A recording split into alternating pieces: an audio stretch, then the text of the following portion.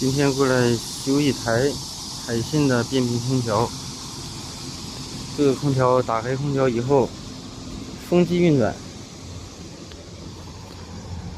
压缩机不运转，但是偶尔有的时候压缩机能转，大部分时间就是压缩机不运转，风扇运转，也不报故障代码。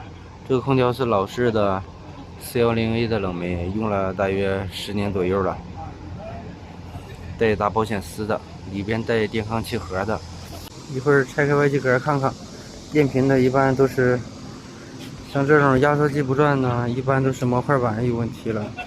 现在外机壳已经拆开了，大家可以看到里边有2块板，一块主板，一块是模块板。电抗器2个W8电容，现在灯在闪啊，模块板紫灯闪。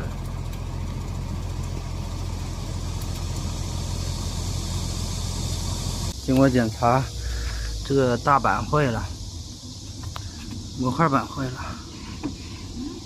现在把模块板修复好了，修了大约2天吧。所以变频空调啊，夏天最热的时候坏了是最麻烦的。这是朋友的空调，所以给他修了。如果是别的用户啊，没有时间修，因为修这个太浪费时间了。空调加氟都忙不过来，是吧？所以大家最好别买变频空调啊，坏了以后脑袋大哈，谁买谁知道。哪怕你不要了换新空调，最热的时候安装也排不上，所以还是定频的。什么坏了当时基本上都能修起来。现在把这个大板给它装上。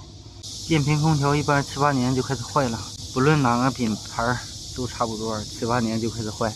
老式的还好点，还抗用点，新式的更完蛋。现在空调主板安上了，打开空调，风扇运转，压缩机也正常运转。这个指示灯不闪了，原来这个指示灯闪3下就停一下。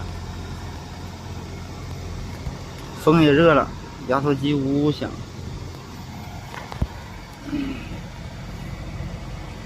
起水珠了，管立马起水珠了，压缩机运转，粗管也起水珠了，一切正常啊。